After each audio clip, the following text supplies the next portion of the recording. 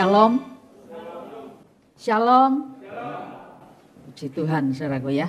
Mari kita akan sama-sama periksa bagian demi bagian dari apa yang Tuhan mau dalam hidup ini.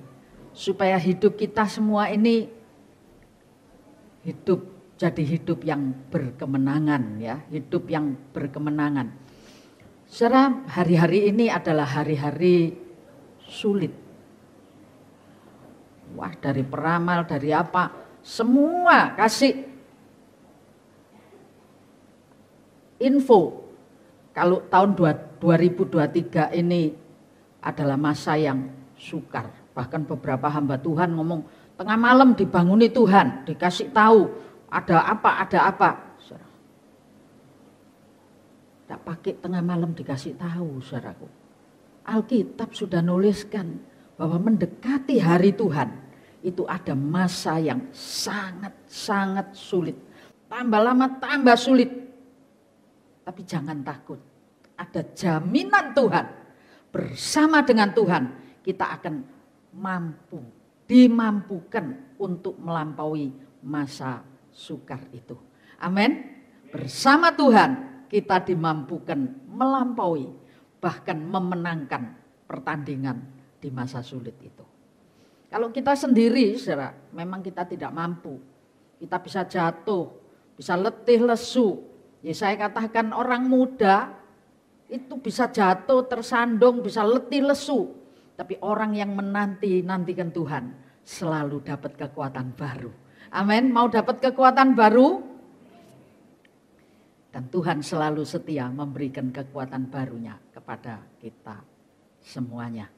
Saudara, siang hari ini, pagi hari ini saya rindu mengajak Anda untuk belajar bagaimana caranya bisa melampaui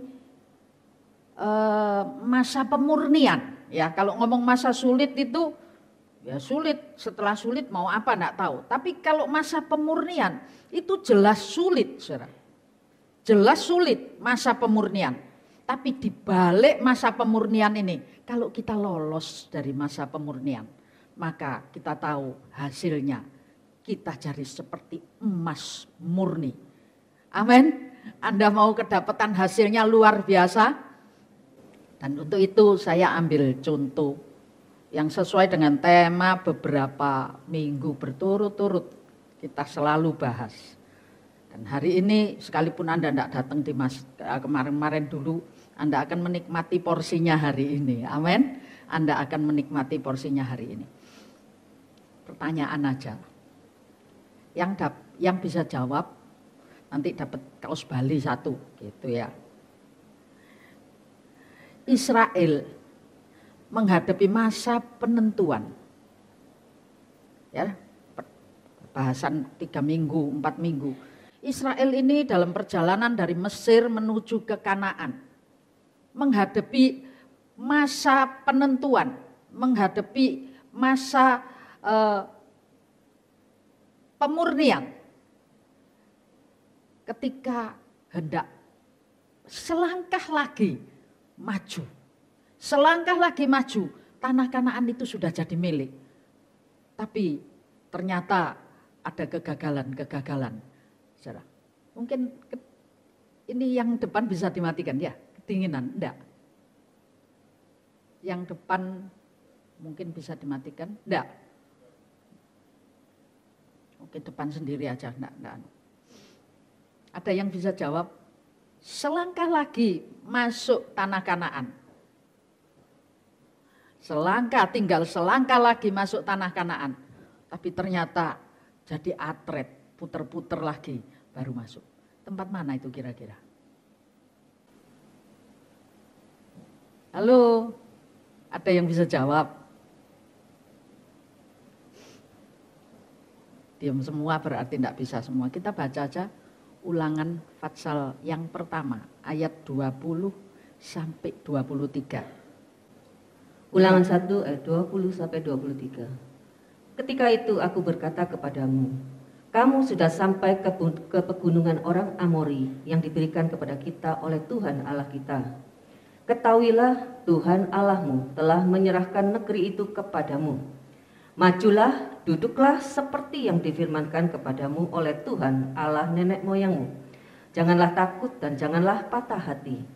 Lalu kamu sekalian mendekati aku dan berkata, marilah kita menyuruh beberapa orang mendahului kita untuk menyelidiki negeri itu bagi kita dan membawa kabar kepada kita tentang jalan yang akan kita lalui dan tentang kota-kota yang akan kita datangi. Hal itu kupandang baik. Jadi aku memilih daripadamu 12 orang dari tiap-tiap suku seorang. Terima kasih. Saudara, sudah sampai, katanya Musa. Kamu sudah sampai. Kamu melangkah lagi kalau Anda baca terusnya. Kamu melangkah selangkah lagi. Kamu sudah memiliki apa yang Tuhan janjikan. Tanah Kanaan yang Tuhan janjikan kepada nenek moyang kita itu ada di depan kita. Maju dan duduki, miliki, terima dan nikmati janji Tuhan itu dengan ucapan syukur. Tapi kenyataannya orang-orang Israel itu lalu mulai melobi siapa? Melobi Musa. Jangan buru-buru, jangan cepet-cepet. Kita mesti hati-hati, kita mesti mikir, kita mesti jajaki. Itu sebabnya mereka mengusulkan untuk mengirim mengintai tanah Kanaan ini untuk memberikan data yang akurat tentang tanah itu. Dan Musa bilang, hal ini aku pandang baik. Tempat ini disebut sebagai Kades Barnea. Kades Barnea, saudaraku ya. Kades Barnea. Saya ingin mengangkat sebuah topik tentang Kades Barnea ini, saudara ya, tentang Kades Barnea ini. Kades Barnea ini jadi adalah sebuah tempat yang merupakan perbatasan daerah selatan dari Israel.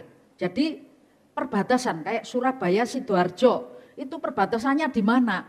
Perbatasan paling selatan dari Surabaya, Sidoarjo, itu kira-kira sebelum Tanggulangin gitu saudaraku ya. Kira-kira daerah Purabaya. Terminal, itu sebabnya terminal itu jadi rebutan antara pemerintah kota Surabaya dan pemerintah Kabupaten Sidoarjo. Ini retribusinya terminal ini kena siapa? Surabaya apa Sidoarjo? Itu daerah perbatasan ya. Itu Anda bisa lihat juga di Kejadian 20 ayat yang pertama, enggak usah dibaca ya. Itu di sebelah timur daripada Gerar. Demikian juga daerah ini adalah merupakan daerah semenanjung Gunung Sinai. Ya, Gunung Sinai, di mana saat itu seperti yang kita baca, orang Israel berkemah. Harusnya berkemah terakhir. Setelah itu mereka maju dan menduduki kota Kanaan. Tapi apa yang terjadi? Ternyata di kota ini, saudaraku ya, di kota Kades Barnea ini, orang Israel tidak jadi maju, tidak jadi masuk. Mereka datang mengintai sampai ke Lembah Eskol, 40 hari lamanya mereka mengintai di Kanaan. Sampai di Lembah Eskol saya sempat bahas yang lalu, mereka bawa anggur gede-gede, mereka bawa buah-buahan, mereka bawa segala hasil tanah dari lembah Eskol itu. Hebron, yang akhirnya daerah Hebron, daerah yang diberikan Tuhan kepada Kaleb karena imannya. Apa yang terjadi? Mereka bawa pulang berita baik, bawa oleh-oleh baik, tapi ada menyusup suara buruk. Ojo maju, kalau kamu maju mati, orangnya gede-gede, kita dibanding orang sana kayak belalang. Wah, tapi Kaleb dan Yosua, mereka menguatkan hati orang-orang itu, tapi tidak kena. Dampaknya Tuhan murka, saudaraku, karena mereka tidak percaya kepada Tuhan. Tuhan murka dan akhirnya sejumlah 40 hari mereka jalan mengintai. Tuhan bilang, aku perhitungkan 1 hari sama dengan 1 tahun. Engkau harus berkeliling di padang belantara lagi. 40 tahun berputar di padang belantara baru masuk. Nah, saya akan cerita sedikit. Ada beberapa poin, kalau banyak kasus di Kades Barnea ini, saudara. Tapi saya akan angkat 5 atau 6 poin sak nututnya, saudaraku ya. 5 atau 6 poin di Kades Barnea ini. Di tempat ini banyak peristiwa-peristiwa penting sehingga Kades Barnea ini kalau di tata kota gitu ya, itu bisa dijadikan landmark. Landmarknya kota atau negara Israel. Anda tahu landmark? Saya dulu kecil kalau ke Semarang. Kalau ke Semarang belum ada bangunan tinggi-tinggi, saudaraku ya. Saya pinjem mobil, bukan kecil ya, kira-kira waktu mahasiswa itu. Saya pinjem mobilnya empek saya keliling kota Semarang. Loh kok nekat kamu? Dewean? Iyo. Nyetir enggak tahu jalan? Iyo, aku bilang gitu. Nah, terus orang-orang tanya, enggak kesasar? Oh gampang kalau kesasar. Di Semarang itu ada satu yang bisa dilihat dari mana-mana. Apa itu? Metro, saya bilang gitu, saudaraku ya. Selalu ada metro di dekat Kanjengan itu ada metro tinggi. Jadi dari posisi mana aja, kalau mau balik ke metro dulu, gitu. Wah ya apa corone balik ke metro, itu landmark. Di Israel, saudara, ada sebuah kota yang jadi patokan pedoman, mengingatkan orang Israel akan posisinya. Tahu ya, ingat posisinya. Aku ini di mana sih? Oh, aku selatannya landmark ini, aku timurnya. Jadi ada patokannya. Supaya tahu, supaya orang Israel ini tidak kesasar, supaya tahu arah. Apa itu? Kades Barnea. Bukan bangunan tinggi yang menjulang, tapi sejarah menorehkan banyak perkara di Kades dan Barnea ini. Di antaranya yang tadi saya sebutkan. Pada saat orang Israel sudah hendak masuk, bayangno saudaraku, selangkah gini, jadi 40 tahun, gak nyesel dah. Cek mana ya? Apalagi yang umurnya sudah cukup-cukup, harusnya bisa menikmati tanah Kanaan. Wurung saudaraku, 40 tahun dihabiskan semua angkatan itu sampai ganti generasi baru, kecuali Kaleb dan Yosua. Jadi poin 1, saudaraku, di situ di Kades Barnea ini adalah daerah orang Israel mengalami gagal iman. Betul? Gagal iman. Ingat, jangan sampai mengalami gagal iman. Orang Israel gagal mempercayai Tuhan. Orang Israel meragukan kemampuan Tuhan untuk menepati janjinya. Wow, saudara, tidakkah ini juga seringkali terjadi dalam hidup kita? Tuhan itu nepati tidak ya janjinya? Kapan Tuhan datang? Tuhan pasti datang kembali. Terus ada yang ngomong, dari zaman aku cilik ya wis ngomong sudah dekat hari Tuhan. Sekarang sampai aku tuwek, ya pancet sudah dekat hari Tuhan. Sebetulnya Tuhan itu datang enggak sih? Hati-hati saudaraku ya. Orang yang mengalami kesulitan besar, Seringkali karena putus asa, patah semangat, merasa sudah tidak kuat lagi. Akhirnya orang ini merasa bahwa Tuhan itu tidak bisa menolong. Tuhan tidak mau menolong. Tuhan tidak mampu menolong. Dan lain sebagainya. Hari itu, satu, Kades Barnea adalah wilayah di mana orang Israel mengalami bukan gagal ginjal, tapi mengalami gagal iman. Padahal saudaraku, sudah di depan mata. Soal waktu itu urusannya Tuhan. Tapi kita harus tahu bahwa apa yang Tuhan janjikan itu sebetulnya sudah ada di depan mata kita untuk digenapi. Percaya, jangan bimbang, jangan meragukan bahwa Tuhan Allah Maha Kuasa, segala kuasa langit, bumi dan di bawah bumi, semua itu ada di dalam wilayah kekuasaan Tuhan. Amin. Amin. Ingat, Kades Barnea adalah tempat gagal imannya orang Israel. Ngenes, saudara. Yang kedua, yang kedua adalah tempat uji kesabaran, pemurnian, saudara. Di tempat itu juga sebetulnya adalah tempat di mana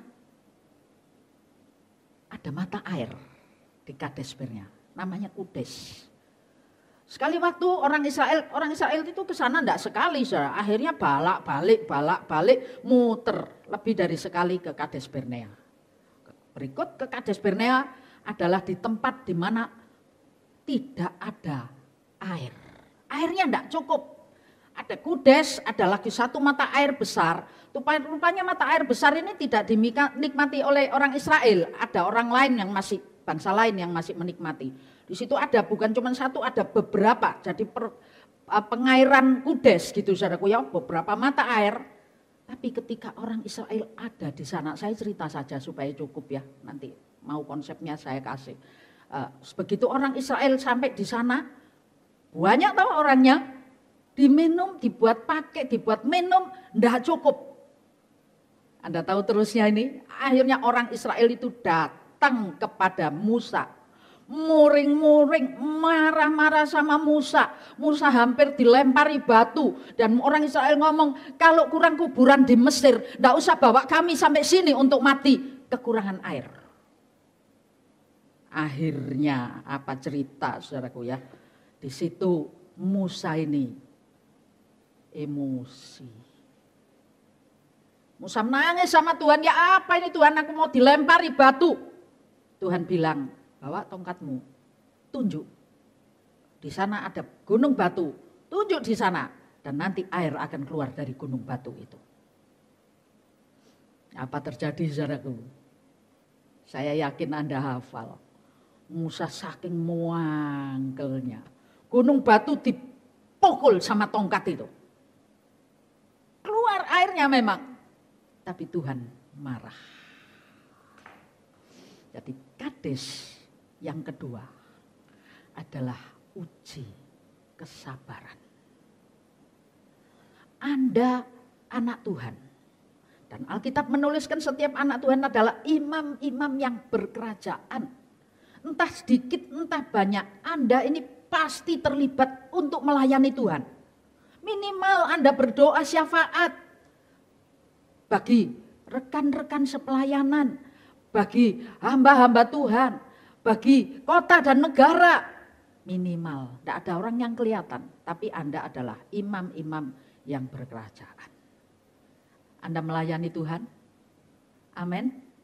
Anda melayani Tuhan? Enggak bu, aku nilik sembayang. Nyembayang no anakku, cucuku, putuku, mantuku, keluargaku, usahaku, pekerjaanku, rumahku, keamananku. Wis, waduh kok ya kebangetan saudaraku ya. Kebangetan tenan. Ingat, ada banyak orang lain yang membutuhkan doa syafaat Anda. Pada saat Anda menabur doa syafaat itu, Anda akan menuai yang baik dari Tuhan. Amin. Amin. Ya, layani Tuhan. Apa yang Anda bisa? nyanyi, apa saja. Setiap anak Tuhan adalah imam-imam yang berkerajaan, imamat yang rajani. Itu 1 Petrus katakan. Jadi saudaraku, untuk ini Musa bukan cuma pelayan biasa. Orang yang dipercaya Tuhan mengemban jabatan, mengerjakan pekerjaan penting, membawa orang lain untuk datang kepada Tuhan dan sampai pada tempat tujuan. Pelayanan itu gampang tak? Sering loh kita ini gondok di pelayanan. Halo, siapa yang enggak pernah gondok? Saya ingat berapa tahun lalu, kalau enggak salah Mbak Timi, kita meeting. Salah satu ya Mbak Timi kalau salah, ingat Mbak ya. Terus tanya, Bu, saya ini besuk, saben besuk dikancingi lawang sama orang. Sudah. Terus Bu, kalau melayani besuk, itu dirasani saya di belakang. Diparani, orang korban waktu, sik dirasani. Gitu saudaraku ya. Saya cuma tanya, Mbak, aku tak tanya, yang ada di sini yang enggak pernah ngerasani saya siapa? Ayo yang ada di sini yang enggak pernah ngerasani saya. Ada enggak yang angkat tangan? Pelayanan itu pengorbanan, saudaraku. Tidak gampang. Kalau tidak punya hati hamba. Hati yang penuh dengan pengabdian. Musa yang disebut Alkitab orang paling sabar, paling lembut di dunia. Jadi dari zaman itu sampai sekarang itu tidak ada orang lebih lembut dari Musa. Ini Alkitab loh yang nulis, bukan saya yang ngomong. Iso ngondok loh saya. Kalau orang Malang bilang jahe. Saking jahenya, waduh disuruh nunjuk, dikuepok. Airnya muncrat, orang Israel minum. Tapi Musa jadi korban. Itu sebabnya satu pelajaran yang kita harus ambil. Ayo kalau melayani Tuhan, punya hati hamba. Amin. Amin. Punya hati apa? Hamba. Kalau tidak gagal. Dan dibalik hati hambanya seorang pelayan Tuhan. Jadi jemaat ya ojo mokong-mokong. Sakit lu Musa. Kurang apa pengorbanannya Musa? Apa ndak mesakake? Akhirnya karena mukul batu itu. Lalu Tuhan bilang sama Musa. Engkau tidak menjaga kemuliaanku. Itu sebabnya kamu tidak akan masuk ke tanah perjanjian. Musa cuma dibawa ke Bukit Nebo. Di atas Bukit Nebo suruh lihat. Lihat toh sana, itu loh tanah yang tak janjekno. Dilihat, tapi kamu tidak boleh masuk. Saya sampai ke Bukit Nebo, saudaraku. Di Bukit Nebo waktu itu kurang cerah sih. Rada banyak kabut. Tapi memang dari atas Bukit Nebo ada satu gereja. Saya melihat, itu loh tanah Kanaan gitu ya. Saya di sana nangis, saudara. Cik sakno ya Musa. Bener enggak? Sebuah pengabdian, sebuah pelayanan. Musa enggak nuntut bayaran, enggak minta keuntungan apa-apa. Mengabdi. Tapi karena orang Israel berhati batu. Kalau batu bata ditutuk sik pecah, saudaraku. Kalau batu karang ditutuk ora pecah-pecah. Gak tahan Musa ini. Jadi sebuah peringatan, mari kita jalin hubungan yang baik. Pelayanan dan yang dilayani, kita semua saling melayani. Biarlah kita saling menjaga supaya kita ini sama-sama masuk ke tempat tujuan yang dijanjikan Tuhan kepada kita. Kesabaran, ketekunan, keuletan, itu penting. Saudara, uji ketekunan. Uji ketaatan, uji kesabaran. Di sana Musa gugur. Anda tidak bayangkan Musa tidak masuk tanah Kanaan toh? Tapi peristiwa-peristiwa di Kades Barnea ini, itu adalah peristiwa landmark. Peristiwa yang menjadi peringatan. Orang Israel gagal iman, gagal percaya kepada Tuhan. Musa gagal untuk menahan emosi, gagal untuk bisa punya hati hamba, pengabdian. Dan jemaat, umat diingatkan, karaktermu kalau tidak diperbaiki, maka akan bawa banyak kegagalan orang lain. Amin. 2. Saya rada cepat aja ya, 5 supaya masuk. Saudaraku, sudah 2 ya. Yang ketiga, di situ adalah sebuah tempat ya, di mana? Kades Barnea ini adalah sebuah tempat yang ternyata dalam Kejadian ya. Nanti ayatnya boleh minta, nanti aja biar cepet ya. Di kitab Kejadian, Anda ingat Hagar itu diusir sama Abraham. Ismail digendongannya, dikasih air, diusir. Hagar berjalan sampai di Kades Barnea ini. Ternyata kehabisan air. Ismail hampir mati. Dan Hagar menangis kepada Tuhan. Hagar berseru-seru kepada Tuhan. Dan disitulah Hagar bertemu dengan Tuhan. Dan Tuhan memberikan air, mata air yang bisa menyelamatkan Ismail. Saudara, jadi yang ketiga, ada kalanya kita ini mengalami kesukaran secara pribadi. Yang mengancam nyawa, mungkin itu sakit penyakit, mungkin itu keadaan yang buat kita stres. Bukan cuma Hagar yang mengalami, bukan cuma Ismail yang mengalami seperti itu. Tapi semua kita bisa mengalaminya. Ingat, tadi saya bicara tentang kegagalan-kegagalan. Yang ini, yang ketiga ini adalah Hagar berhasil mendapatkan pertolongan Tuhan. Hagar berhasil bertemu dengan Tuhan. Hagar berhasil meraih apa yang dia butuhkan karena pertolongan Tuhan. Seruan Hagar adalah seruan yang keluar dari dasar hati. Kasih seorang ibu melihat anaknya hampir mati. Saya yakin gak iso turu, gak iso sembarang, saudaraku ya. Cerit dia. Dan Alkitab menuliskan orang yang berseru-seru kepada Tuhan. Hati yang patah tidak pernah ditinggalkannya. Tidak pernah dibiarkannya. Itu sebabnya punya waktu untuk nangis di bawah kaki Tuhan. Baik itu nangis karena persoalanmu, engkau pasti dapat jawaban. Kades adalah tempat Tuhan memberikan jawaban kepada orang yang berseru kepada Tuhan, yang seruannya sampai pada jantung hatinya juga. Ada banyak orang manis-manis mulut, Tuhan tolongin Tuhan, Tuhan tolongin sambil metot-metot gitu saudaraku ya. Ya gak ditolong-tolong, Barno, sik kemenyek sih katanya Tuhan gitu. Ya kan? Anda minta tolong kepada Tuhan, Anda kemenyek masihan. Wis minta tolong sih kemenyek. Belum lagi ada yang minta tolong ditolong ya gak apa-apa, gak ya wis gak apa-apa gitu. Loh, orang minta tolong gak butuh saudaraku.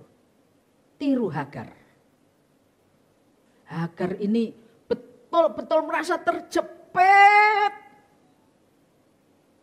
Dan Alkitab menuliskan orang yang menanti-nantikan Tuhan itu pasti diberi kekuatan baru. Amin. Pasti. Tidak mungkin dibiarkannya orang yang mencari dan menanti-nantikan Tuhan. Jadi perjumpaan Tuhan, perjumpaan Hagar dengan Tuhan.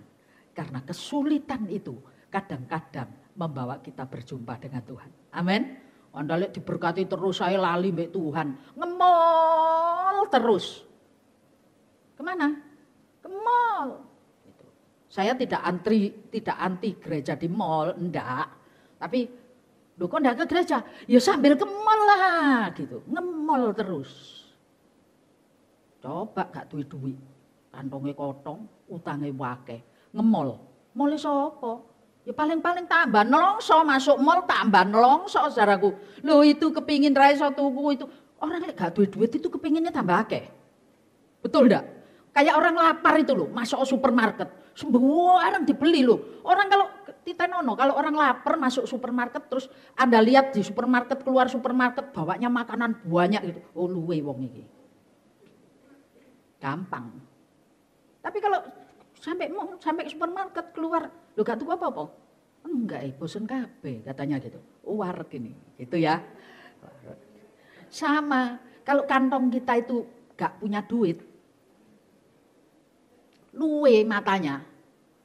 Wah, no ae, lo baju iki apik, lo sepatu iku apik, lo wah, terus pulang nelongso. Nelongso ndaran duwe apa-apa, gitu saudaraku ya. Jadi, saudara, mari jangan tunggu kesukaran besar baru Anda berseru-seru kepada Tuhan. Tapi biarlah di tengah keberkatan pun kita duduk nangis di bawah kaki Tuhan. Bukan nangis jerit-jerit minta tolong. Tapi nangis Tuhan kok cek baik ya. Tuhan kok cek baik ya. Kan gitu saudaraku ya. Pernah gitu enggak? Makan gini. Loh enak irek gitu ya. Duh terima kasih Tuhan aku tiga ini. Dulu loh kecilku aku pingin beli kerupuk aja enggak punya uang. Sekarang dikasih makan enak. Terima kasih Tuhan. Nangis. Tangisan itu mendatangkan berkat yang luar biasa. Amin. Jadi ini Hagar yang ketiga. Yang keempat, saudara. Di tengah kegagalan orang Israel.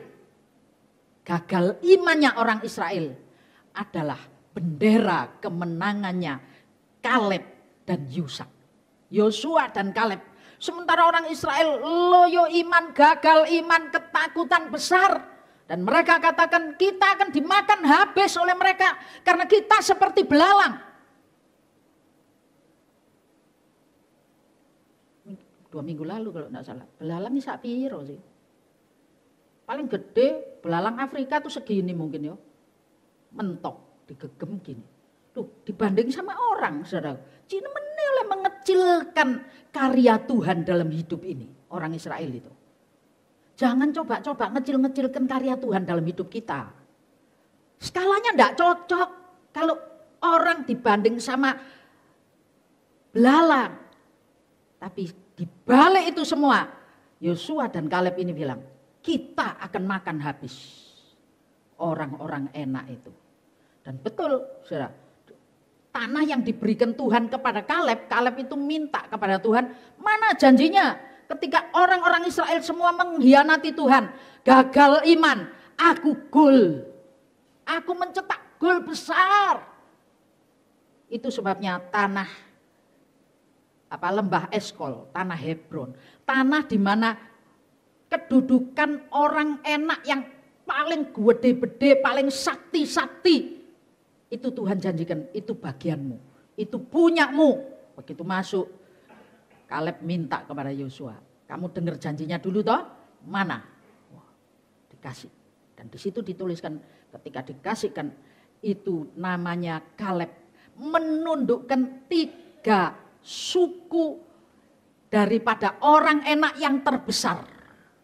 Ditundukkan semuanya dan tanah itu jadi milik Kaleb dan keturunannya. Keempat itu ya. Di balik kegagalan orang Israel itu adalah keberhasilan Yosua dan Kaleb. Melayani Tuhan itu butuh kuat, butuh teguh, butuh punya iman, butuh punya hubungan yang dekat dengan Tuhan. Sehingga tidak lose kontak, hilang kontak. Kalau Anda hilang kontak dengan Tuhan, Anda pasti gugur. Orang Majus ketika bintangnya itu tidak kelihatan. Kesasar-sasar, saudara. Kita harus lihat bintang pimpinan Tuhan. Itu terus membawa perjalanan hidup kita. Kemana saja bintang itu ada, kita harus pergi ke sana. Dan saudara, ada 2 lagi. Biar ternyata Miriam itu di Bilangan 20 ayat 1 nanti ada baca. Mati di sana. Dan ensiklopedia menuliskan, Miriam ini gagal memuliakan Tuhan. Miriam kan yang nyanyi nyabrang laut mati. Miriam menyanyi segala bagian puji-pujian. Tapi ternyata Miriam ini sirik hati. Gagal memuliakan Tuhan. Dan Miriam jadi kusta. Karena dia bilang, mosok cuma Musa tok aja. Aku juga hamba Tuhan. Tuhan juga berbicara kepadaku. Dan menista Musa ketika Musa menikah lagi saat istrinya meninggal. Betul, Miriam gagal memuliakan Tuhan. Jadi kalau orang Israel gagal iman, kalau Musa gagal pengabdian, saudaraku ya. Kalau Miriam gagal memuliakan Tuhan, hati-hati. Tapi Hagar berhasil menerobos segala keadaan dan bertemu dengan Tuhan serta mendapatkan pertolongan Tuhan. Yosua berhasil mengalahkan segala kesukaran yang ada di depannya. Biar itu gunung tinggi, katanya firman Tuhan, dicampakkan ke dalam laut. Bersama dengan Tuhan kita bisa melakukan perkara yang besar-besar apapun. Gunung ini kah? Gunung itu semua bisa dikalahkan bersama dengan Tuhan. Anda punya kesukaran? Lihat Miriam, lihat Hagar. Lihat yang namanya Yosua. Dan satu yang ini terakhir saudaraku yang ingin saya ungkap. Ternyata dari sejarah tempat Kades Barnea ini di abad 9, abad 8 sebelum Masehi. Kades Barnea ini adalah perbatasan Mesir Israel sepertinya itu ya. Jadi di Kades Barnea ini adalah tempat villa, bukan peristirahatan, tapi villa peperangannya Fir'aun. Fir'aun Seti I, Ramses II, itu kalau perang sama musuh-musuhnya, dia selalu bawa ke Kades Barnea ini. Di sana didirikan istana. Istana yang istananya namanya peperangan. Itu sebabnya di Kades Barnea ada benteng besar. Ternyata itu bentengnya Fir'aun dan Ramses. Tapi saya lupa apa namanya. Ada satu aliran kepercayaan, saudaraku ya. Aliran kepercayaan itu masuk di sana memerangi ini yang namanya Fir'aun sama ini diminta tempat itu. Itu sebabnya namanya disebut juga Kades. Kades itu artinya suci. Suci. Di Kades itu ternyata mengapa disebut suci? Disitulah tempat didirikan tempat-tempat suci peribadatan Demetrius. Anda masih ingat? Makabe gitu ya. Artinya ya saya enggak jelasin yang inilah. Yang jelas adalah tempat-tempat pusat penyembahan berhala. Di situ Ramses dan Fir'aun bergeser. Karena Ramses Fir'aun adalah peperangan secara fisik. Tapi masuklah Demetrius Makabe ini ke tempat itu. Dan di situ bukan jadi benteng. Tapi di situ didirikan sebuah tempat. Tempat penyembahan berhala. Istana, kuil besar. Tempat penyembahan berhala. Jadi dari sini saya menarik sebuah kesimpulan. Ternyata di Kades Barnea ini adalah tempat di mana iblis melalui berhala macam-macam mencegat persis batas hendak Anda lolos. Persis batas orang Israel hendak mendapatkan bagian janji Tuhan, ya kan? Pas di batasnya, gitu saudaraku ya. Lah di situ iblis pasang kuda-kuda, iblis pasang istana, iblis pasang benteng supaya kalau bisa orang Israel tidak bisa nembus. Kekristenan supaya jadi gagal, orang percaya Tuhan supaya tidak dapat apa-apa. Di surga gurung tentu, di dunia ya soro. Wes mending di dunia enak-enak, gak ada ketentuan. Ya itu saya hati-hati. Hati-hati. Saya baca ini, hati saya juga giris. Betapa iblis itu liciknya. Dia bukan cuma seperti singa yang mengaum, tapi seperti singa yang mengendap. Setiap orang diuji menurut kekurangannya masing-masing. Musa, wis sabar loh. Alkitab ngomong paling sabar, paling lembut. Di situ jedul. Orang Israel di situ jedul, habis semua. Tuhan bilang, kamu generasimu habis semua. Nanti generasi baru yang akan masuk, kecuali Yosua dan Kaleb. Hati-hati saudara, ada tapal batas di mana tidak kita sadari. Tapi iblis sebetulnya sedang mencegat perjalanan iman kita. Supaya kekristenan kita jadi gagal. Supaya kekristenan kita bantut. Tidak mengalami pertumbuhan, tidak terima apa-apa. Lulak soro, apes temen dadi Kristen nek gak terima apa-apa, saudara. Mau jadi Kristen yang gak terima apa-apa? Apes itu namanya, saudara. Apes ndek kene, apes ndek surga. Kita mau menang di sini, senang di sini, senang di surga. Amin. Mau senang di sini, senang di surga. Menang di sini, menang di surga. Karena itu janji Tuhan. Tuhan bukan cuma janjikan surga nanti, terus biar saya miskin di sini gitu. Apa yang kau butuhkan, Tuhan cukupkan. Orang Israel dalam perjalanan mana itu loh 40 tahun. Gak kurang sedikit pun makannya. War terus. Tuhan cukupi semuanya. Jasmani, rohani. Tuhan janjikan buat kita yang percaya kepada Dia. Amin. Jangan ragu, jangan bimbang. Tapi, saudara, di tempat itu adalah tempat di mana iblis bercokol, jegal, begal, menghadang perjalanan iman kekristenan kita. Tapi di sana juga mata Tuhan mengamati umat keturunan Abraham. Ismail itu bukan siapa-siapa buat Tuhan. Betul? Tapi ketika Ismail itu haus, mau hendak merenggut nyawanya, Ismail tentu juga berseru-seru. Hagar ibunya berseru-seru kepada Tuhan. Tuhan menemui mereka. Artinya mata Tuhan, hati Tuhan sedang memperhatikan Kades Barnea ini. Kalau ada umat Tuhan yang kebegal, yang masih mau ditolong, pasti ditolong sama Tuhan. Amin. Jangan seperti orang Israel yang, waduh, bentuk tim sus. Mau kemana? Balik ke Mesir. Mari bengok-bengok jauh ditokno. Tutup tengah jalan karek melangkah. Balik ke Mesir. Bawang pre enak.